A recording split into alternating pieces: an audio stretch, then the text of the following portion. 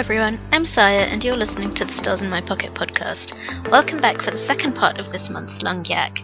This time we dig into KDramas, discussing Nirvana and Fire, A Love So Beautiful and Love O2O among others, before segueing briefly to a few Japanese shows. Stay tuned for a new segment after that where we discuss how we choose what to watch.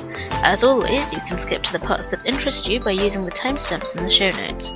That's all from me. Enjoy the podcast.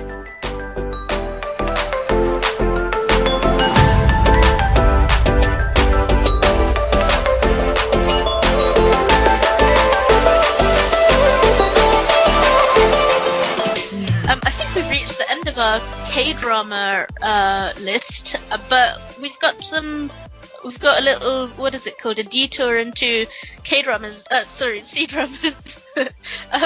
because Paroma, and I'm sure everyone's noticed I've that been profitably spending my last month just watching a lot of Chinese dramas. Okay, so the thing is, I randomly veered towards Chinese dramas for lack of anything better to watch in the Korean pile. I mean, I know a few things have been coming out, but for some reason I couldn't find anything that really appealed to me. So I was looking through other Asian dramas because I've been thinking of trying some things, and Nirvana and Fire 2 kept coming up. That's a sort of a fantasy historical drama, a Chinese drama that's still airing. And the thing with me is I can't watch sequels unless I've watched what came before, even if they are completely, unrelated and standalones. I still have to watch the prequel just to know why the sequel was made. So I went and watched Nirvana and Fire, and it blew my mind. I didn't know that there was this amazing world of fantasy, sort of like, epic high fantasy thing, but without the dragons. I'm sure there are dragons in some That's basically Chinese dramas. What Sageuk is to me. It's like it's everything I want. Yeah, but the thing is, here you have like what you get in Sageuk plus amazing martial arts moves, which is so cool. But this is a genre that's, I think it's known as wuxia, right? Wuxia, yeah. This like high fantasy kind of magical martial arts. But there is historical. Not much magic in this particular. My favorite thing. Yeah, and I promise you would love it. Scared. Why? I'm scared to make the foray into this because I'm afraid I won't come out. This is why my sister-in-law refuses to watch Korean dramas. I've told her about them. She's like, I'm afraid I'm gonna get addicted. Yeah. She's like, I can't afford to get addicted to anything else. Dude, let me just tell you, Nirvana and Fire, you have to watch for the guy who plays the main lead. Okay, his name is Hooker, and he plays this character Mei Chang-soo. So Mei Chang-soo is basically a character who, okay, if I say anything, it's a spoiler. Though it's something that gets spoiled within the first episode, so does it matter? Okay. At the beginning of the first episode or at the end? End of the first episode.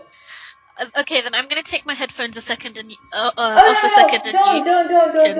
I won't discuss it. I mean, I'm essentially trying to convince you to watch. So if you do, you can both the point. You don't need to convince me, by the way, because this is already close to the top of my list. Okay. As it has been for like 2 years. How most of us say that we don't like watching the Sagyuk political side of the No, I love it. I don't understand. I hate it. Exactly. I love it too. About politics. Okay, I'm the one that's the odd one out then, because I hate court politics and everything. Anisa, you're the majority. I hate bad politics, but good politics can be so good. So that's exactly what this is. This is really, really good politics. And you know what? Thoughtful politics. You can see the moves and the counter moves, and they make sense. They explain it well. The first episode is a little heavy to get through because there are so many characters being introduced. But past that, things smooth out really well. And they stay at a quick trot, where there are these siblings fighting for the throne, essentially. And there are these background characters who are doing their own maneuvering. And you know who you are rooting for, but even when that side loses, and the other side gains a point, you don't feel like it happened because the plot demanded that your hero loses. It's because the other side actually had a better plan. So watch it for the politicking is what I'm saying, and for the cleverness of the characters, and also the relationships. I mean, it's a I'm kind of relationship afraid that now. Why? That I'm not smart enough to watch it. No, that's exactly the thing. It's not, it doesn't hold itself too high. Like, it's very accessible to the audience. That's the best part. It doesn't dump itself down, but it takes its audience through the logic of what the characters are doing. There's never a moment when it's like this character executes this plan and you have no clue how everything fell into place.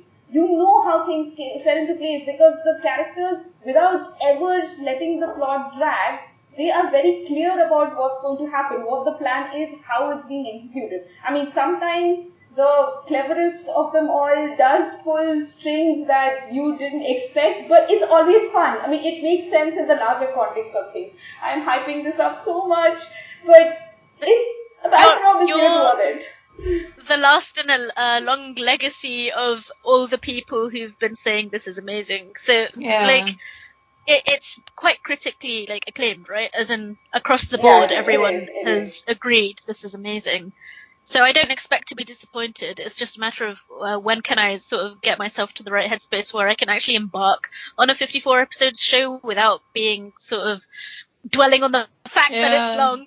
Yeah, but the good thing about it is that you don't have to watch it, and I didn't marathon it. I couldn't, because at one point I got tired because there is so much happening that you can't marathon this. This is not one of those, you can't just take a bite, take a single bite of this stuff. You have to let this stuff you have to soak in it a bit. So I broke it up over a month. I watched the first 15 episodes in one go, and then 10 episodes, then another 15.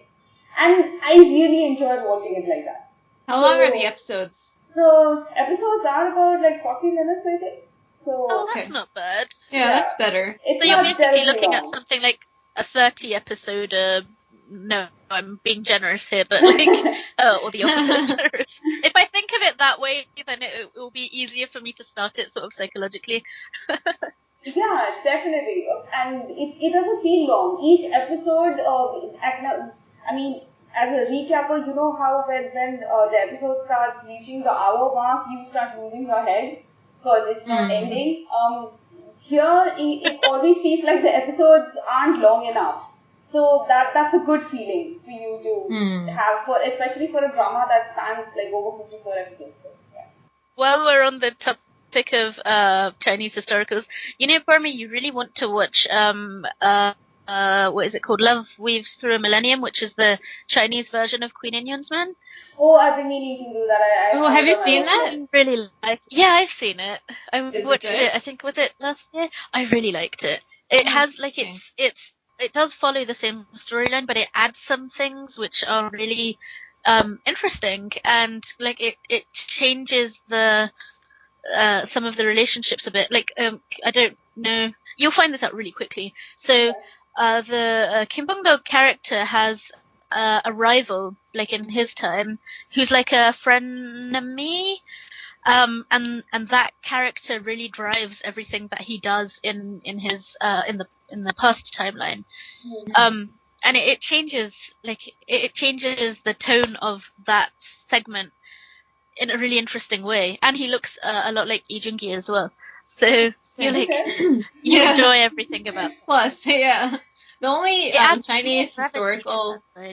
Yeah, the only Chinese historical kind of about the royals type of drama I've seen is Jade Palace Lockhart from a few years ago. It's basically Boys Over Flowers crossed with Scarlet Heart. It might be based on the same, I don't know, legend, novel, something. But I think I watched maybe 19 episodes out of 30.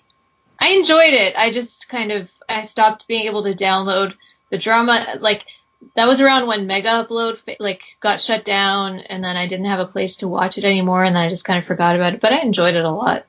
It wasn't high art or anything, but it was very Hey, It had I'm a open crack to quality recommendations, to it. okay? Like, a new world has opened up for me, so give me all the recommendations you want. Okay, I liked that one.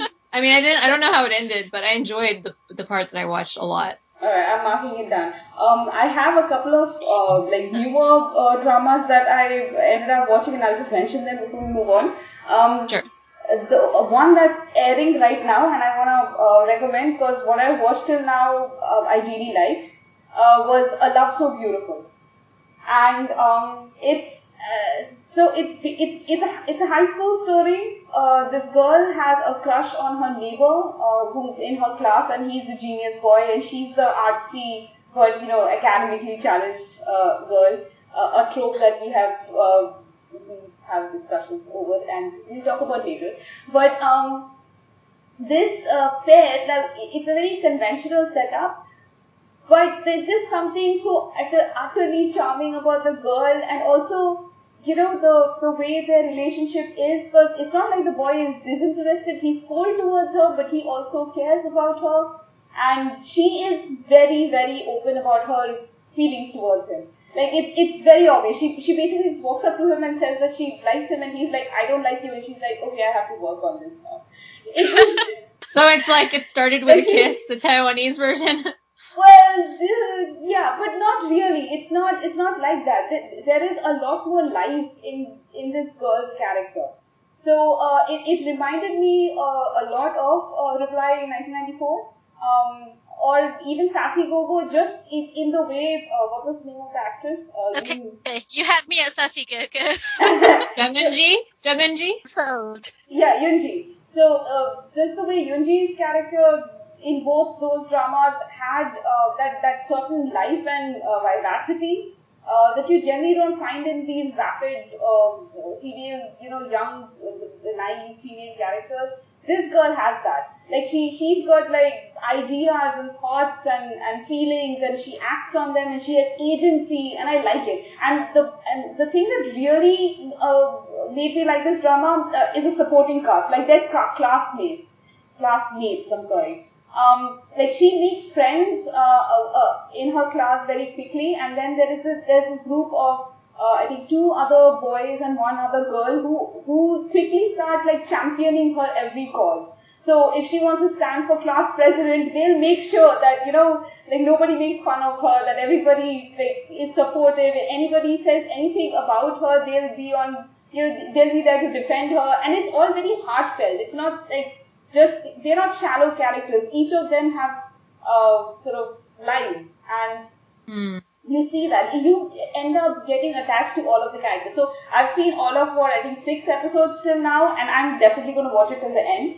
And there is major second lead syndrome. I'm just putting that out there, because he might not but you know what, in a good way. Like you like this guy as a character. Like you want him to have happiness however he can get it, even if it's not with a girl, because essentially the reason he has a crush on the girl is because she is his first friend. He's in this really driven sports life, like that's his sports quota, that's how he got in. So all his life he's really been driven towards that, and she's the first person that he's befriended. And so, but he's not a sad character. He's cute and he's witty, and you just end up really, really liking him. Which is sad for the main lead, because till now all we know about him is that he has had a rough childhood and he secretly likes the girl but is otherwise cold to her. So that's all we know about the main lead. He has to like pick up space, man. I mean, I want an OTP to form here, but it's not happening yet. So, yeah, so there we are. Okay, and the last drama that I want to talk about is Love O2O, which aired, I think, more than a year back. It's a college drama. Yeah, I heard drama. about it when it was airing. I heard that it was good. It's so good, guys. Like, again, the premise is pretty predictable. Boy meets girl, they date. But the thing that makes it... I should hope that happens for a bit. Otherwise, they're doing something very wrong. Well, the thing that actually two things that make this different in the context of Chinese dramas. One thing is that so both these characters are from the computer science department, which you don't usually have the female character strong computer science department. Like, you just don't have them in STEM studies for some reason, subjects in these dramas. But here she is, and not just that, she's a genius. Okay? So, and she like fixes her own computer. She's like a maverick. She's in this. So the reason this drama is like made me so happy was because they incorporate gaming world into the drama. Like, so both the guy and the girl, they play this drama called A Chinese Ghost Story, which is again this one of the like those horses and knights, kind of like dragons and stuff kind of game, where it's very Skyrim. If anybody out there plays Skyrim, you know what I'm talking about.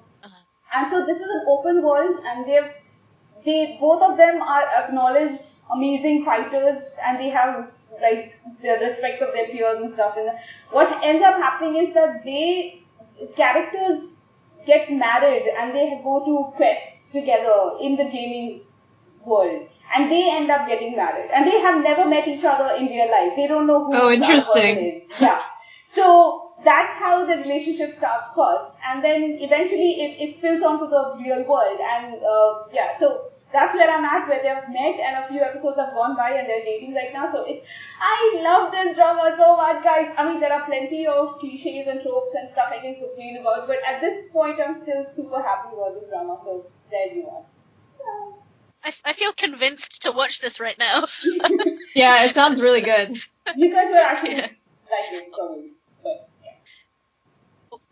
While you were talking, it just reminded me, and completely off the topic of dramas, it reminded me of a book that I read quite recently, and considering that I read nearly no books right now, Yeah, what is the drama watching and not being able to read books? I don't know.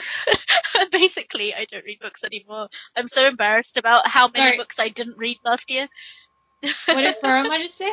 I didn't hear you. I was saying, what is it about watching dramas avidly and not reading books anymore? Because both of us, like, all of us were great. Like, we used to love reading, right? And now... Same. You still read about 10 times more than I do. No, like, last year, I think I didn't even make it to 20 books, which is, like, appalling. Yeah, I've read, like, 2 this year. Last year, I stopped watching dramas for, like, 6 months, guys. Oh, yeah, that's the point. Yeah, so I can't watch drama, like, I can't be watching dramas and still be as into reading books. And if I stop watching dramas, all I do is read books. Yeah. So what? Yeah, I can't do both either. I'm either doing one and I'm not doing the other, or it's the vice versa of that. Yeah. So the book that it made me think of is Eliza and Her Monsters by Francesca Zappia. I don't know if you've heard of it, or P, if you've read it already. So it's about this, I was going to say webtoon author, a high school girl who's a webtoon artist, not webtoons, what am I trying to say, a webcomic artist, and she's got like this, it's like it's world famous, millions of readers, but she's totally anonymous, nobody knows who she is. And it's how she develops a friendship and a relationship over her anonymous online identity with the fandom's biggest fanfic writer. But it's also a lot about, like, she's got social anxiety and stuff like that. So it's about how she reconciles herself, her core identity with her online identity, and how she brings her relationships into the real world and stuff. And I don't remember. Oh yeah, because you were talking about gaming and stuff. Mm-hmm. So it's basically, I don't know if you guys know, but like my favorite trope ever is the "You've Got Mail" thing. You know, I love that movie so much. That setup is one of my absolute favorite tropes. So this is that same kind of thing. But it plays out in such a great way. There was a drama I watched recently where there was a webcomic author who met somebody online and hated him, and then she met him in real life, and then he started working for her. She was in a wheelchair. What drama is this? She's the best friend of the heroine. She's not the main character, but I just finished the drama. It's very recent. I'm basically still waiting for a K version of "You've Got Mail," and nobody's doing it. Like, why not? I've seen a J version though. There's a Japanese drama. Oh, have you? Yeah, it's called. Tell me about it. Older. It's called With Love. It has it's like this really mousy, like, office lady. She's like, you know, not fashionable, very awkward. She meets this guy online and he's like extremely just handsome and charming, and like they would never have met in real life, but they you know, they start chatting over email somehow and they fall in love, and it's really good. It's like You've Got Mail in drama form. So if you can track it down, you'll enjoy it. Definitely try. And also that reminds me, Paroma, because of the non-cruel judging you gave me last time. A Cinderella Story is the same formula, which is why, you know, basically you understand why I watched it so many times. You don't understand, but you intellectually can now grasp it. Right, at least there is pattern to your madness. Right, exactly. So I think that's kind of completed our list, right? Yeah. Let's go your question is the left. Oh, okay. Although I have one more thing I want to add, which I won't go into a lot of like detail on, but it's more of a recommendation. You know, since my parents have been away, basically my sister and I come home from work, and the three of us, and we pass out. Oh, are you okay? Yes, sorry, no, I found out what drama that was, but go ahead and tell your story. Involuntary exclamation. Sorry. Go ahead. So, okay, we pass out like on the living room floor, and we watch like anime while we're at it. So my sister she's the great introducer. She got me into K-drama. And she's always like forcing me to watch or read things. Forcing in the nicest way possible, of course. So we started watching Gakuen Babysitters. Forgive me if my pronunciation is off. I don't know Japanese. And it's the cutest thing in the world. So there's like two brothers. One of them is a high schooler, and the other one is a baby. And their parents are killed in a plane crash, so they're left alone. Not a plane crash, a car crash. And the other, like there were two cars, and the mother of the couple who died in the other car, she's like an older lady, like a grandma. She takes these two kids in. Wow. And he ends up running a little, or helping out in the babysitter, the crash center. Do you guys call it a crash? The childcare. We don't, but I've heard that term. Okay, but I don't even know what you call it. Over here we say daycare. Right, daycare. There you go. It's basically it's babies, anime babies, and they're so cute. And you please watch it and then tell me how much you like it, because of course you will. It's really adorable. It sounds adorable. And the involuntary exclamation, sorry, it was because I found out what drama that was with the disabled webcomic artist. Right. She was a really awesome character. She was a secondary character. She was the best friend of the heroine in Just Between Lovers. Oh! Yeah. Yeah. Okay, well, I'm watching this one anyway. Yeah, no, I really loved the relationship between her and the heroine, and I liked her own little side story. Like, it didn't take up a lot of space, but it was a cute story, and it was, you know, I liked it. And it has that element. You know, every time we do these, my watch list just grows, which is probably a natural segue into this new thing we're going to try, everybody, which is it was meant to, like, fill the time, right? Except we filled the time ourselves. Sorry about that. Basically what we thought is, we save our conversations for podcasts, but we're still curious about each other's watching habits, and like I always want to ask you guys stuff, and like, you know, how you do things, why you do them, that kind of thing. So we thought we'd open up a segment where we get to ask each other those questions. So we thought that each yak, we will address one of them, and it would be great if you guys, our listeners, got involved and told us how your answers to these questions as well. So this time, the thing to ask is, how do you pick what to watch? And I really want to hear everyone's answers on this. Anisa, Paroma, how do you pick what to watch? So, I kind of keep an eye on what's coming up next. In terms of what's currently airing, I kind of keep an eye on what's premiering and, like, the cast, the writer, and then I have my running list of, like, older dramas that I've been hearing about. So, there's always those shows that you never really watched while it was airing, but you heard that it was really good, or it's, like, on those, like, favorite lists, and you just kind of make a note, but maybe you haven't gotten around to it. So I have those on my running list, but then with upcoming ones, the more dramas I watch, and I think recapping has also influenced me in this way, the more I become more inclined to watch dramas for writers, primarily. And in the beginning, I used to be like, oh, this is an actor that I really like and that I recognize from the last show that I really love him or her in.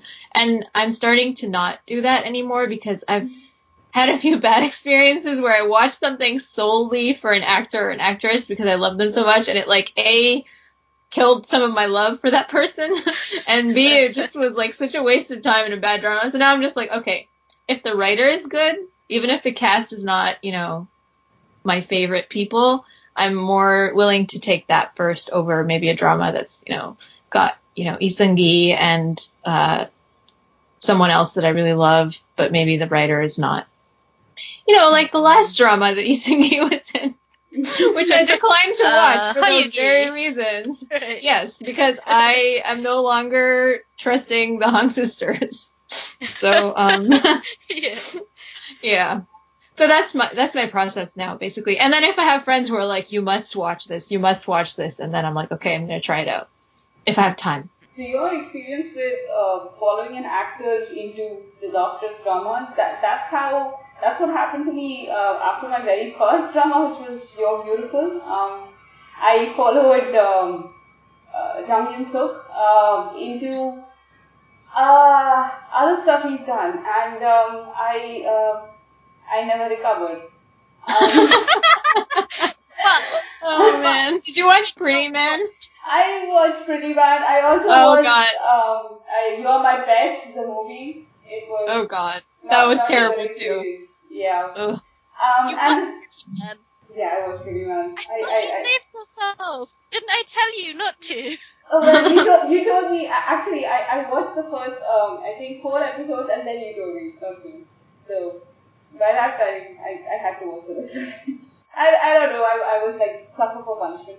But that actually taught me pretty early on not to follow actors into other dramas. So the thing is that compared to you guys, I'm still pretty new to Korean dramas, Asian dramas in general. I think compared to Anisa, we both are. Yeah, compared to Anisa, we're toddlers. But, well, I mean, I started watching dramas in 2009, so it's been almost 10 years. Yes, but even if that wasn't the case, I think Saya introduced me to Korean dramas about 5 years ago. I have not been using those 5 years well. There was a span of 2 years somewhere there that I didn't watch any dramas, and I read a lot of books though, but I didn't watch any dramas. Meanwhile, my reading rate has declined year on year. Yeah, and what happened was that in the last 2 years, like I got involved in recapping and stuff, and I got exposed to a lot more dramas, and then I started following genres. So I basically just do that now. If there's a show that I enjoyed, I follow either the writer director or just recommendations by fans who have seen similar dramas, and they're like, hey, you like this, you might like that. So I just follow that. But you know what I don't do? I don't actually follow currently airing dramas much. I find out about them simply because we're doing these podcasts and I have like notifications on Feedly and stuff, so I find out about the new stuff that's coming out, and also because you guys tell me that there's new stuff coming out. But otherwise, I wouldn't actually know about what's coming out because I'm still trying to catch up with all the stuff that's already there. So I'm still far behind. Yeah, it's a struggle to like balance between the two. Yeah. But to answer the original question, what I look for in a drama, like when I'm trying to decide if I want to watch it or not, first of all, if I think that it's a dark drama that is just going to make me like feel sad for the majority of it, I'm not going to watch it. Even if it has a fantastic ending, the chances are that I will not watch it. I might watch a drama like Mother for what's her name? Iboyam? Is that her name? Is that the wrong actress? Yeah. No, that's correct. Okay, I might watch Mother for Iboyam just because I love her to bits. And now that it's over, I can watch it. It would have been harder for me to watch it while it was airing. But in general, if I don't have a specific attachment to the actors, I am not going to put myself through something like that. I try to watch stuff that is more emotionally balanced, like something that has happy moments and other stuff. I like procedurals, but I've generally found that Korean drama doesn't do procedurals really well, so I try to avoid the crime dramas as much as possible. I do like the courtroom dramas somewhat, so I at least check them out whenever there is something recommended to me. And but yeah, generally rom-coms. That's my shtick. I'm very easy to please. It just has to have a good romance. That's fun. Do you mind if I just say one thing before Saya goes? I just wanted to say, Paroma, the thing about not watching a lot of really dark stuff, I'm the same way. I mostly go for rom-coms, and I am also like, if I'm in the mood for something dark, I will only watch something that's over, and I can just watch it while I'm in that mood, like the whole thing, rather than going week to week. You know, like, I'm not going to watch something like Rescue Me while it's airing. I would die. I would, like, not be able to handle that. So, I might not be able to watch that anyway, but... But the live, like, is actually really, like, an interesting sort of choice that, for me, like, I live watch a lot. But the thing with when you watch things after they finish is that, like, the tension of watching it week to week, the joy of speculation, the sinking into the fandom, you lose all of that. And it's a hard trade-off because, like, you get that, but then you also have to suffer. And then if you watch it when it's all over, it's like, okay, so you didn't suffer, but you also didn't get that extra layer of enjoyment. And it's a really hard trade-off. For example, there are big shows that I watched while they were live. For example, Signal, I watched that live. My sister watched it just right after it finished, and it's like, it's, for both of us, it's pretty much our number one. But she, like, swears up and down she would never live watch a show like that. And also Circle, another show that I watched live. But it, and these are, like, you know, my sister's quite hard to please when it comes to dramas. She'll drop things after like 30 seconds and at the most after 2 episodes. Okay, I'm not that to that extent, but like, yeah, Signal's also my number one, and I also wouldn't have been able to watch it. You know, I watched it at the end of that year, I think 2016. I watched it like in a week, or maybe in 4 or 5 days. But like, I feel like if I hadn't watched it live, the experience of watching it would have been really different. And for example, the same with Healer. And again, these are all my favorites. I Hear Your Voice. If I hadn't watched them live, my whole experience of enjoying the show would be different. Like, it wouldn't. When you watch it over time, for me, the show, like, it's more lived in. Like, the experience of watching it is like a lived in experience, as opposed to, like, it becomes something you actually remember. Like, I remember that month-long experience of those shows. Whereas, for example, like Doctors, which I just watched, and I loved every minute of it. I know that experience of watching it isn't going to stay with me in the same way. But I think that, because I think that's why I don't like to watch really heavy and dark dramas as they're airing, and I'd rather just watch them all in one go, because I don't want to live with those characters in that world and in that mindset for like 2 months, you know? I can do that with like an adventure or like a rom-com or something that kind of makes me laugh, and it might have angst, but but like if it's that heavy and I know it's going to affect my mood, I'd rather just watch it in one big chunk, have a really intense emotional experience, and I'm like, okay, I'm done, you know? Don't you think it's easier to handle when you space it out? No, not for me. Okay. Yeah. And that's also interesting. About the community aspect, personally, I think I'm an isolationist when it comes to watching dramas. I don't participate in the community discussions much. I'll go read them, but that's usually after the fact, after the dramas air. if it's currently watching, I feel compelled to go and read opinions and comments immediately, and I don't actually like that. I like it when I have finished watching the dramas and all the scenes and stuff have like sort of consolidated in my head without outside opinion making, and then I'm happy to go and discuss the entire thing. But the episode by episode discussion thing, I tend to avoid. It's just I don't get the kind of enjoyment out of it that you guys do.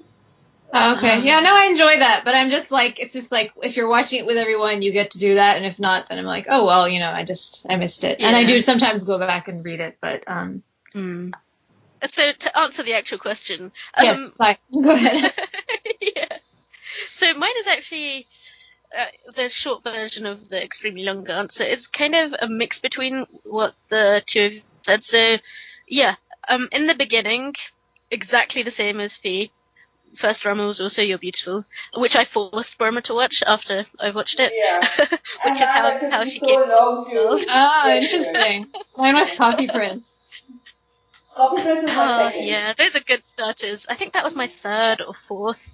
But yeah, in the beginning, you follow a particular character, i.e. the actor. So right after that, I think I watched... No, rather. In the beginning, my sister guided my choices. So my second drama was Queen in Hyunsman. But then when I began to make my own choices, it was like, oh, hey, that Taekyung guy. I'm going to look up what else he's been in. And then I watched Hangil-dong. And yeah, I did also follow him to Pretty Man. And after that, I realized I can't do that anymore. So you do realize pretty quickly that doesn't work.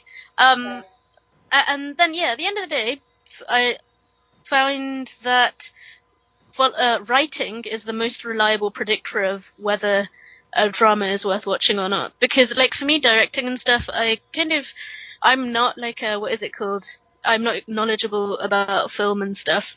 I will notice good directing, but I might not necessarily notice bad directing. And when you're just watching it, flaws in the writing can pass you by, and you can forgive them, you can overlook them. But when you're, for example, recapping a show, every problem in the writing will show.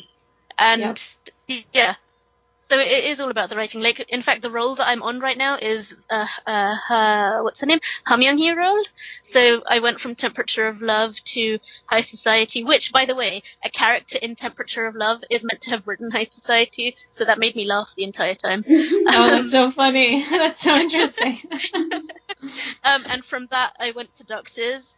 And, you know, from that, so I follow writers. Like, you know, after I watched Signal, I went and watched Yuryung, what's it called? Phantom or Ghost. I watched that, and I'm planning to watch Sign. Although I got a big spoiler on that, so I have to wait until I forget the spoiler. So, yeah, I follow writers. Yeah. Okay, so I'm getting ready right now for our closing ceremony, which, if our listeners remember, involves penguins. Penguins and dad jokes. Go for it, Saya. So, you know, they used to make these in different colors, and now they're all red, which is boring, but they've got a different, like, the picture of the penguin on the front is different on everyone. It's really cool. I have not noticed this before.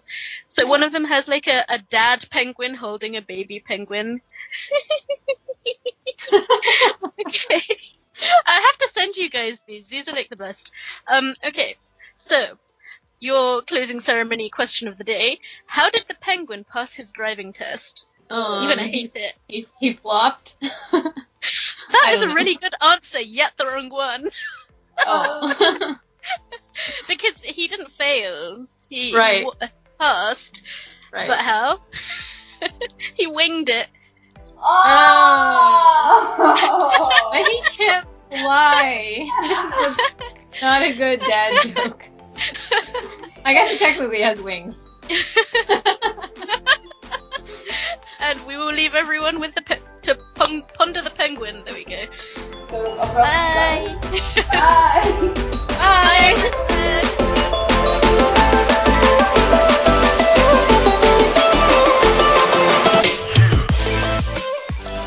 And that's it for now. One small correction about Gakuen babysitters, it is a plane crash that the parents die in. The grandma who takes in the kids lost her son in the same crash. I kind of mangled talking about that, which I'd like to blame on the head cold, but let's face it, quick plot summaries on demand are never my forte. We'd love to hear from you about how you choose what to watch and what your hits and misses are in that department. You can leave a comment on our YouTube page, find us on Twitter at a KDrama podcast, or email us at starsinOurpocket@gmail.com. If you're listening on iTunes, we'd really appreciate if you could take a moment to leave us a review. You can also subscribe to us via RSS, YouTube, Stitcher, TuneIn Radio, and Google Play. If you missed it, don't forget to check out part 1 with our K-drama roundup. Thanks for listening, everyone. 고맙습니다. See you in the next podcast.